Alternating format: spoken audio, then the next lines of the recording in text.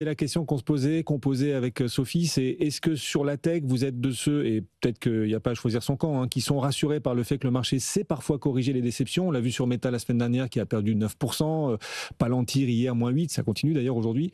Ou plutôt de ceux qui se disent oui, il sait corriger ponctuellement les déceptions, mais les valos sont telles et surtout les montagnes d'investissement annoncées sont telles que le jour où il y aura une vraie grosse déception d'un Max 7, ça peut craquer total. Alors, pour l'instant, notre lecture consiste à dire que dans les nouvelles technologies qui tournent autour de l'intelligence artificielle, donc il y a des fabricants de puces, il y a des fabricants d'ordinateurs, il y a ceux qui font des softwares, c'est un écosystème assez large. Il y a beaucoup plus de demandes que d'offres.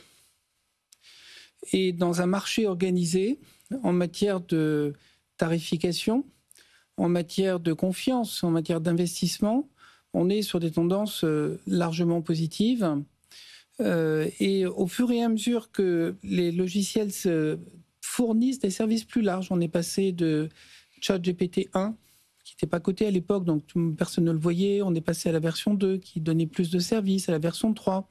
Ils ont élargi au public à GPT 3.5. Ensuite, il y a eu la version 4, et maintenant la version 5. Chaque fois qu'il y a une nouvelle version, il y a plus d'applications.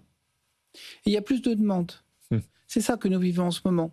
Et donc, il y a une dynamique de plus d'applications, il y a plus de demandes potentielles, plus d'investissements, plus de gens qui vont payer.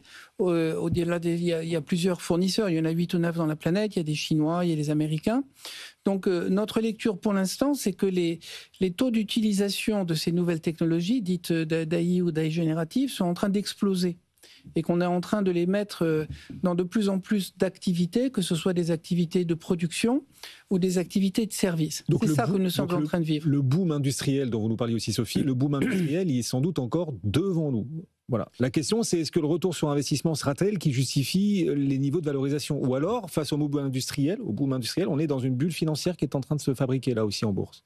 Alors, pour l'instant, il y a un petit nombre d'acteurs qui offrent ces biens d'équipement, ces semi-conducteurs.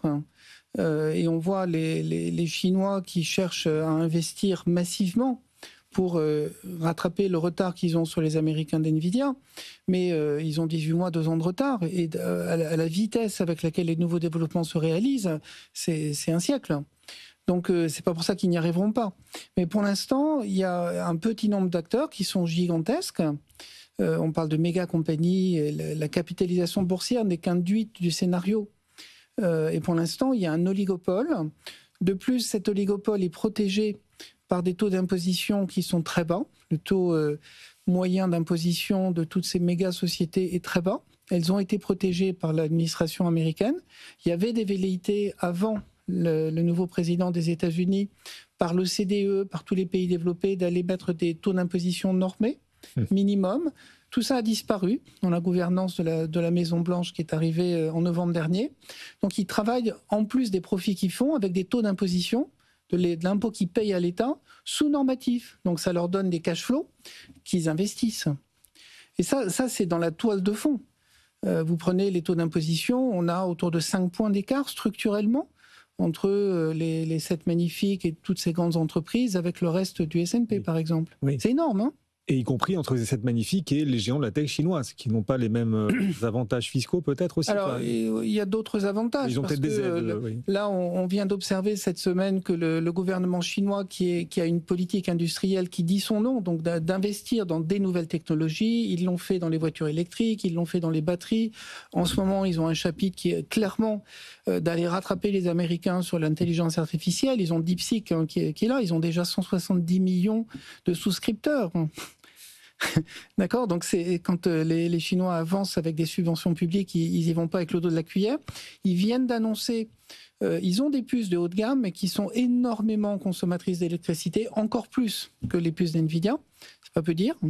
Et ils viennent d'annoncer qu'ils allaient subventionner l'électricité pour les groupes qui investissent dans des data centers avec les puces chinoises pour réduire l'écart. Donc il y a des subventions, elles sont différentes de ce qui se passe aux États-Unis, mais la protection par l'impôt des grandes sociétés américaines de technologie est extraordinairement puissante. En Chine, c'est des subventions qui disent leur nom. il y a d'autres formes d'aide à ces entreprises.